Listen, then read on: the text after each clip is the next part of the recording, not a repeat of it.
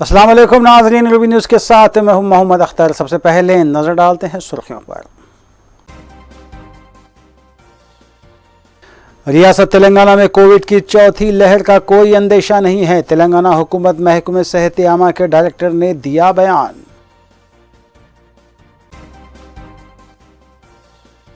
रियासती वज़ीर तालीम ने इम्तहानात के इनेकाद के लिए किए गए इंतजाम का लिया जायज़ा। नुक़ाइश से पाक इंतजाम को यकीनी बनाने की हिदायत।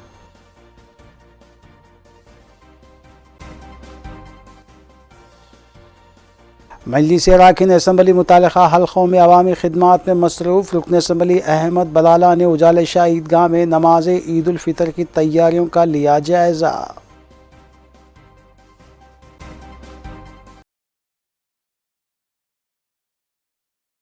अब खबरें तफसील से। रियासत तेलंगाना में कोविड की चौथी लहर का कोई अंदेशा नहीं है। तेलंगाना हुकूमत महकमे सेहत आमा के डायरेक्टर डॉक्टर जी श्रीनिवास राव के मुताबिक हाल ही में किए गए सर्वे से पता चला है कि कोविड की चौथी लहर के कोई आसार रियासत में नहीं पाए जाते। मीडिया से बात करते हुए उन्होंने बताया कि कोविड के केसेस चीन, ताइवान, मिस्र के बशमुल मुल्क की दीगर रियासतों दिल्ली, हरियाणा और राजस्थान में पेश आ रहे हैं। ताहम तेलंगाना में ये वायरस काबू में है और यौमिया सिर्फ 20 तक 25 केसेस ही रिपोर्ट हो रहे हैं। उन्होंने दावा किया कि तिबी सर्वे के दौरान ये इंकशाफ हुआ है कि 92.9% आवाम में एंटीबॉडीज़ बन चुके हैं जो वायरस से लड़ने के मुतहमिल हैं। नेज़ हेल्थ वर्कर्स में ये तनासुब तकरीबन 93.1% है। మనకి హెల్త్ కేర్ వర్కర్స్లో కూడా ఈరోజు పాజిటివిటీ రావటం జరిగింది. సో ఓవరాల్గా సీరో పాజిటివిటీ రేట్ వచ్చేసేసి మనకి జనరల్ పాపులేషన్లో 92.9% మనకి ఉంటే ఇది మిగిలిన జిల్లాల్లో అంటే భద్రాద్రి కొత్తగూడెంలో కొంచెం తక్కువగా సీరో పాజిటివిటీ రేట్ నమోదైంది. అది 18.2% మాత్రమే మనకి. సో అలాగనే హైదరాబాద్లో ఈ సీరో పాజిటివిటీ రేట్ వచ్చేసి 97% పాపులేషన్లో మనం ఈరోజు యాంటీబాడీస్ ఐడెంటిఫై చేయడం జరిగింది. సో అలాగనే హెల్త్ కేర్ వర్క్స్లో ఇంతకుముందు చెప్పినట్టు సీరో పాజిటివిటీ రేట్ 93.1%. ఇది range 83.2%. Health care workers Wanaparthy డిస్టిక్లో వచ్చేసేసి మనకి 83.2%. అలాగనే హైదరాబాద్లో ఉన్న హెల్త్ కేర్ వర్కర్స్ ఏదైతే ఉన్నారో సుమారు 98% మనం ఈరోజు చూసుకోవడం జరిగింది. అలాగనే ఇంకొక ఇంట్రెస్టింగ్ ఫైండింగ్ ఏంటంటే మనకి హై సిగ్నిఫికెంట్ ఏదైతే పాజిటివిటీ రేట్ మనకి ఎక్కువగా ఉందో అది 99%. ఎవరికైతే ప్రీవియస్ ఇన్ఫెక్టెడ్ హిస్టరీ ఉన్న వాళ్ళు కానివ్వండి లేదంటే వ్యాక్సినేషన్ తీసుకున్న వాళ్ళలో మనం ఎక్కువగా 99% మనం పాజిటివిటీ రేట్ చూడటం జరిగింది. ఎవరైతే వ్యాక్సినేషన్ తీసుకోలేదో నాన్ వ్యాక్సినేటెడ్ వాళ్ళు ఉన్నారో వాళ్ళల్లో వచ్చేసి పాజిటివిటీ రేట్ మనం 77% మనం చూడటం జరిగింది. ఎందుకంటే ఒక డోసు వ్యాక్సిన్ తీసుకున్న వాళ్ళలో 91.4% పాజిటివిటీ రావడం జరిగింది. 2 డోసులు వ్యాక్సిన్ తీసుకున్న వాళ్ళలో 96% పాజిటివిటీ రేట్ రావడం జరిగింది. సో ఈ విధంగా ఈ సీరో సర్వేలెన్స్ మనం ఐడెంటిఫై చేసుకునేది ఏంటంటే మన పాపులేషన్ని ఒకటి వ్యాక్సిన్ ద్వారా కానివ్వండి లేకపోతే హైబ్రిడ్ ఇమ్యూనిటీ అంటే న్యాచురల్గా వాళ్ళకి ఇన్ఫెక్షన్ రావడం ద్వారా కానివ్వండి. एसएससी इंटरमीडिएट साल अव्वल और साल दुवम के इम्तहानात की तैयारियों का रियासती वज़ीर तालीम सविता इंदिरा रेड्डी ने जायज़ा लिया। इसके अलावा रियासती वज़ीर जी कमलाकर और महकमे सेहत के डायरेक्टर की खबरों के साथ गर्मी की शिद्दत में इजाफे पर भी नज़र डालेंगे। रियासती वज़ीर तालीम सविता इंदिरा रेड्डी ने एसएससी और इंटरमीडिएट साल अव्वल और साल दुवम के इम्तहानात की तैयारियों का जायज़ा लेते हुए ओहदेदारों को कई एक ज़रूरी हिदायतें जारी की। दूसरी जानिब गुज़िश्ता 2 साल से कोरोना वबा के बायस बग़ैर इम्तहानात के कामयाब करार दिए गए तलबा और साल 2022-23 का तालीमी साल जून की बजाय माह सितंबर से शुरू होने पर तलबा इम्तहानात के लिए पूरी तरह से तैयार नहीं हैं और सरपरस्तों ने बताया कि उनके बच्चे गुज़िश्ता 2 साल इम्तहानात के बग़ैर कामयाब करार दिए गए थे और मुल्क की कई रियासतों में कोरोना वबा के दोबारा आगाज़ के बाद तेलंगाना में भी वबा फैलने के असर को देखते हुए तलबा तालीम और इम्तहानात पर उन्होंने कोई तवज्जो नहीं दी थी।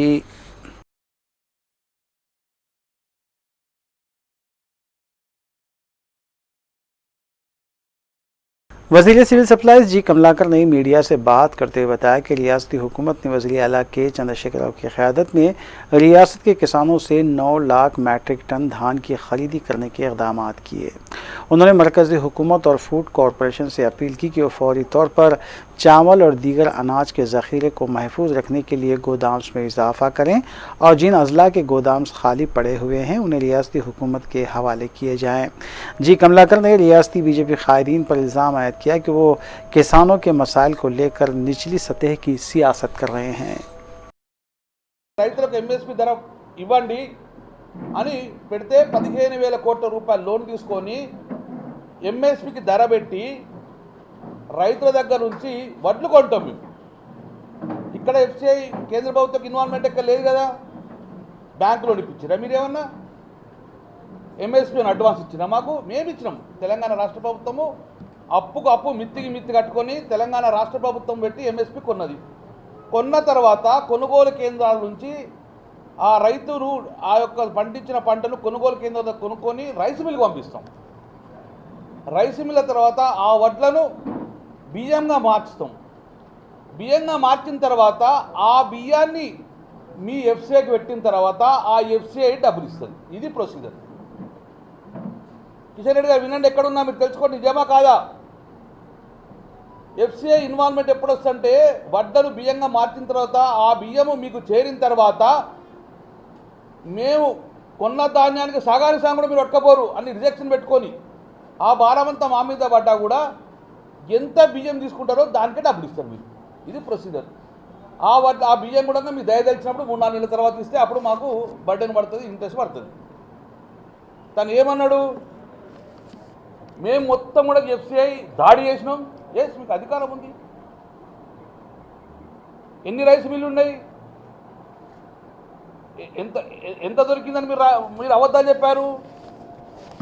4,53,890 బస్తాల వడ్లు, బియ్యం కాదు బస్తాల వడ్లు మా వెరిఫికేషన్లో తక్కువ వచ్చింది అన్నారు. ఇప్పుడే చెప్పాను, మీకు సంబంధం లేదు, రాష్ట్ర ప్రభుత్వం యొక్క వడ్లు అవి. మీకు బియ్యం పెట్టినప్పుడే ఎఫ్సిఐ మీకు మారుతుంది. 4,50,000 అన్నావు కదా, మరి ఎంత సేకరణ చేసాం తెలుసా మీకు? 40,50,00,000 బస్తాలు సేకరించాం ఎంఎస్పీ పెట్టి. 2021 సంవత్సరంలో యాసంగి వానాకాలం కలుపుకొని 40,50,00,000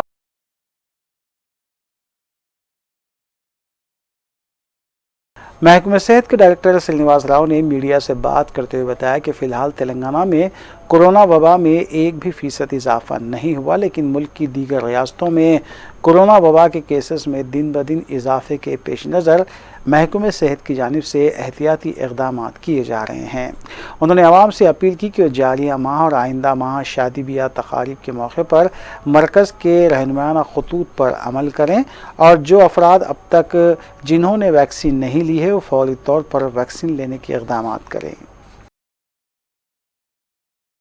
అలాగనే ఏదైతే మీరు ప్లాన్ చేసుకున్న మ్యారేజెస్ కానివ్వండి, లేదా ఇతర ఫంక్షన్స్ కానివ్వండి, లేకపోతే మీ ట్రావెల్స్ కానివ్వండి, ఏవైనా సరే నార్మల్గా ఎలా అయితే మీరు చేసుకుంటారో దయచేసి అలానే చేసుకోవచ్చు. దానికి ఎలాంటి ఇబ్బందులు లేవు.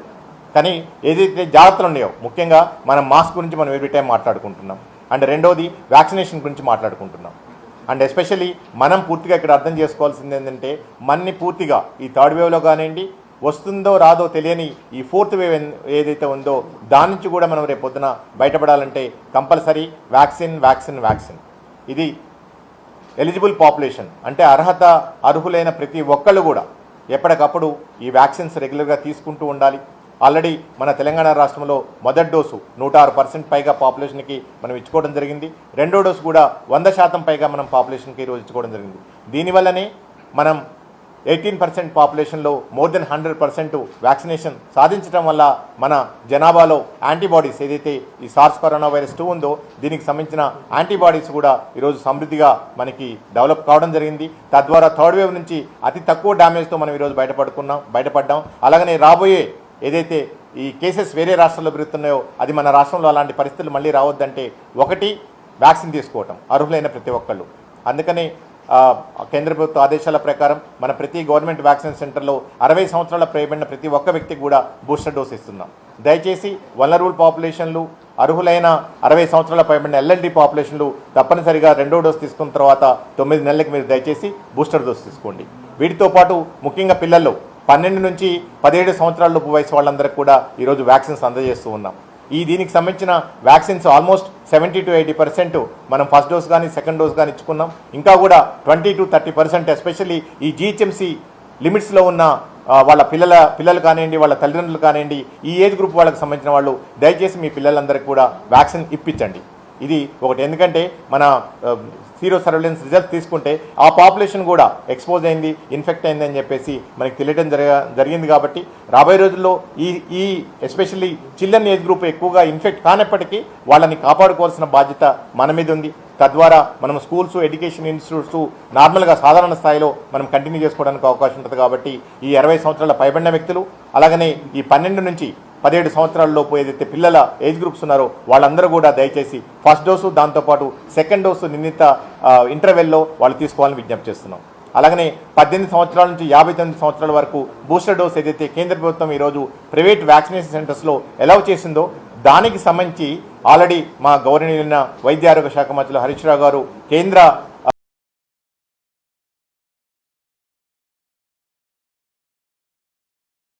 रियासत तेलंगाना में रोज़ बरोज़ गर्मी की शिद्दत में इजाफा देखा जा रहा है। चारशंबे के रोज़ न सिर्फ रियासत के अजला बल्कि हैदराबाद शहर भी गर्म तरीन दिन के तौर पर रिकॉर्ड किया गया। चारशंबे के रोज़ और जुमेरात की दोपहर तक रियासत के अजला आदिलाबाद, निर्मल, आसिफाबाद, निज़ामबाद और जगतियाल में 45 डिग्री दर्जे हरारत जबकि हैदराबाद में 41 डिग्री दर्जे हरारत रिकॉर्ड किया गया। गर्मी की शिद्दत के साथ ही शहर में ठंडे मशरूबात के कारोबार और छतरियों की फरोख्तगी में इजाफा हुआ है। ताहम गर्मी की शिद्दत की वजह से माह मुक़द्दस रमज़ान होने के बावजूद भी शहर के मशहूर तिजारती मराकज़ दिन के औक़ात में सुनसान नज़र आ रहे हैं। हम नाज़रीन को बता दें कि जुमेरात की शाम शहर हैदराबाद में ठंडी हवाएं चलने लगी और मौसम कुछ तब्दील हो गया, जबकि कहीं पर हल्की तो कहीं तेज़ बूंदाबांदी की भी इत्तला मिली है।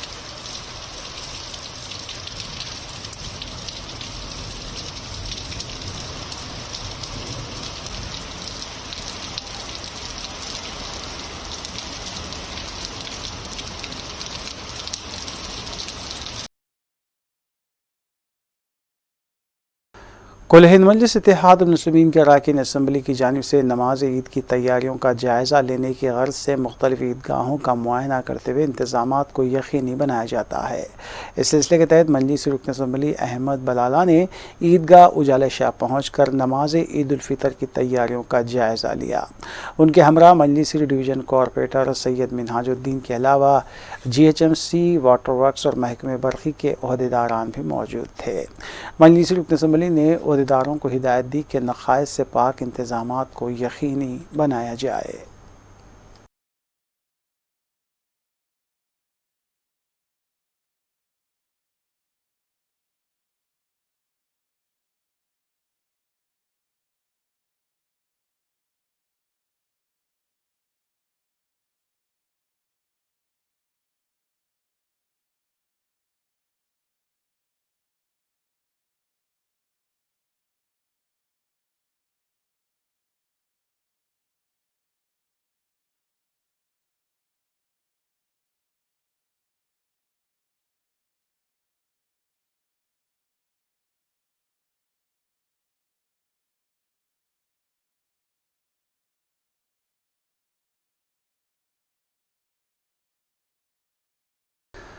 कुल हिंद मजलिस इत्तेहादुल मुस्लिमीन के अरकान असम्बली और अरकान बल्दिया हुकूमती इस्कीमात की मौसर अमल आवारी के लिए अपने हल्कों और डिवीजन्स में शब व रोज़ मसरूफ़ हैं। इस सिलसिले के तहत मजलिस रुकन असम्बली हल्के चार मीनार मुमताज़ अहमद ख़ान ने गरीब और मुस्तहक़ मुसलमानों में रमज़ान गिफ्ट्स की तक़सीम अमल में लाई। इस मौके पर मुतल्लिक़ा डिवीज़न कॉरपोरेटर भी मौजूद थे। अलावा अज़ीम मजलिस रुकन असम्बली मुमताज़ अहमद ख़ान ने शादी मुबारक के मंजूरा चेक्स की दरख्वास्त गुजारों में भी तक़सीम अमल में लाई।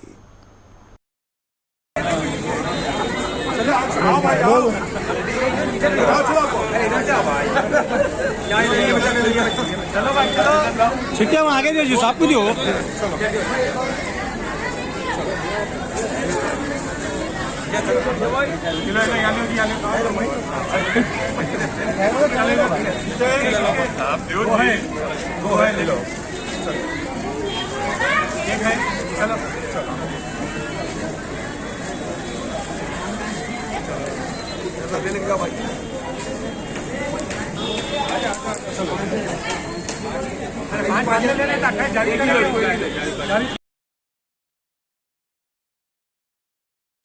रियासत तेलंगाना के मुख्तलिफ अज़ला में हल्क़ेवारी सतह पर रमज़ान मुबारक की मुनासिबत से गरीब और मुस्तहक़ मुसलमानों में हुकूमत की जानिब से रमज़ान गिफ्ट्स की तक़सीम अमल में लाई जा रही है।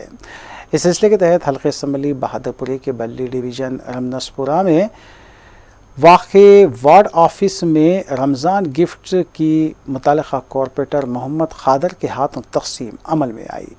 इस मौके पर काला पत्थर पुलिस इंस्पेक्टर सुदर्शन के अलावा दीगर मजलिसी क़ायदीन भी मौजूद थे। इस मौके पर कॉरपोरेटर मोहम्मद खादर ने इंस्पेक्टर काला पत्थर सुदर्शन और मुकामी मजलिसी सदूर इब्तिदाई के हाथों गिफ्ट्स की तक़सीम अमल में लाई।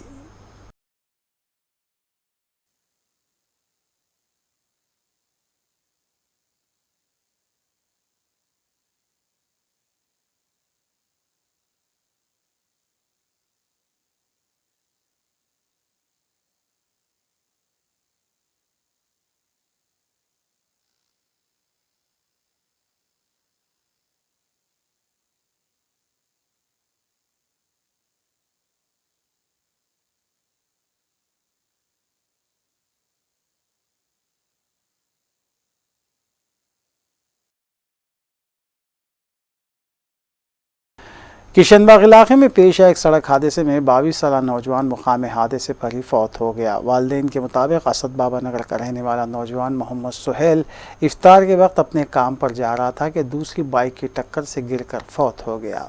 इस हादसे की CCTV फुटेज भी सोशल मीडिया पर वायरल हो चुकी है।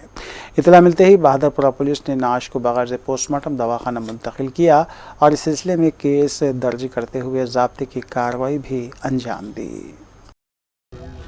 मेरा नाम जाकिर है। हमारे पर्सन का नाम सोहेल मोहम्मद सोहेल है, शेख सोहेल है।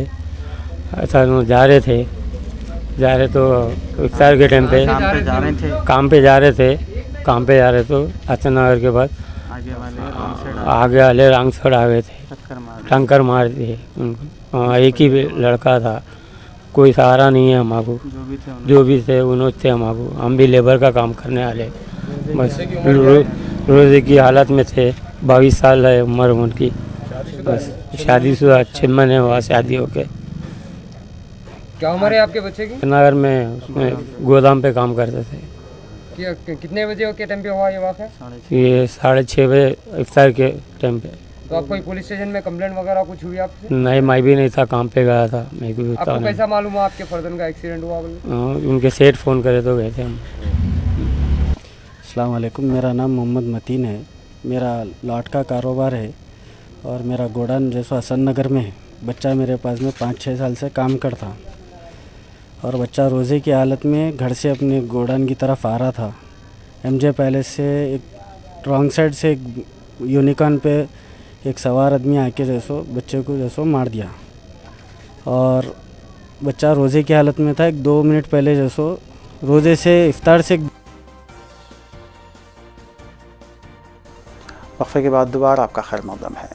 शमशाबाद एयरपोर्ट पर गैर कानूनी तरीके से सोने की मुंतकली की एक और कोशिश को नाकाम बना दिया गया। कस्टम हकाम ने वीक में छुपा कर लाए गए 630 ग्राम सोने को, जिसकी जुमला मालियत 30 लाख रुपए बताई गई है जब्त कर लिया। बताया जा रहा है कि मुसाफिर अबू ज़हाबी से हैदराबाद एयरपोर्ट पहुंचा था। शुबा होने पर कस्टम हकाम ने उसकी जा में तलाशी ली और फिर वीक के नीचे 630 ग्राम सोना बरामद हुआ। मुसाफिर को तहवील में ले लिया गया है और उससे पूछताछ जारी है।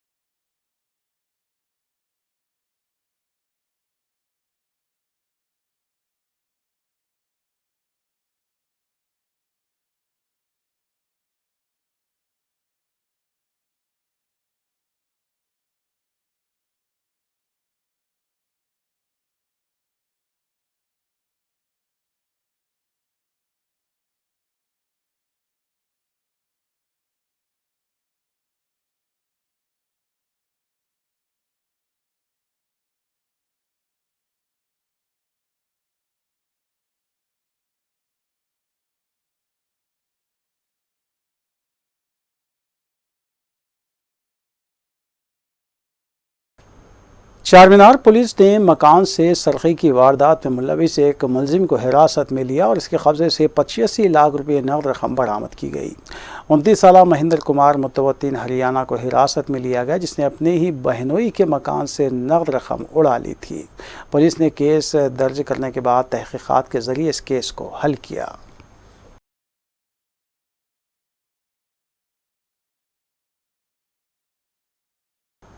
Task force west zone team ने बावसूख इत्तला पर कार्रवाई करते हुए BK गुड़ा से 2 अफराद को हिरासत में लिया। उनके कब्जे से 5 किलो गांजा बरामद किया गया। पुलिस के मुताबिक 22 साला के लक्ष्मी नारायणा मुतवत्तिन मशरक़ी गोदावरी और 23 साला जी साई कुमार साकिन फतेह नगर SR नगर को हिरासत में लिया गया, जो ज़रूरतमंदों को भारी कीमत पर गांजा फरोख्त किया करते थे।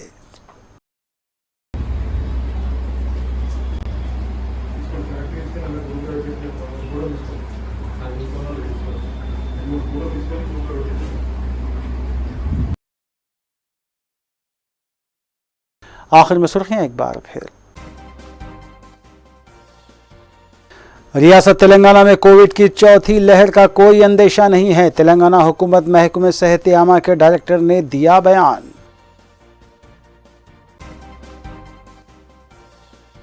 रियासती वज़ीर तालीम ने इम्तहानात के इनेकाद के लिए किए गए इंतजामात का लिया जायजा। नुकाइस से पाक इंतजामात को यकीनी बनाने की हिदायत।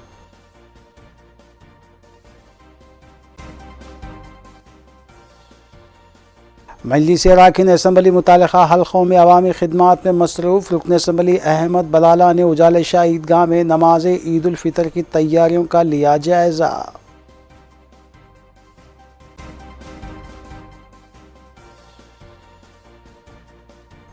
नाज़रीन, रूबी न्यूज़ की फीडबैक के लिए स्क्रीन पर दिए गए नंबर पर आप कॉल कर सकते हैं या ईमेल के ज़रिए हमें पैगाम भी भेज सकते हैं। इसी के साथ रूबी न्यूज़ यहीं इख्तिताम पज़ीर होती है। रूबी न्यूज़ की सारी टीम को दीजिए इजाज़त।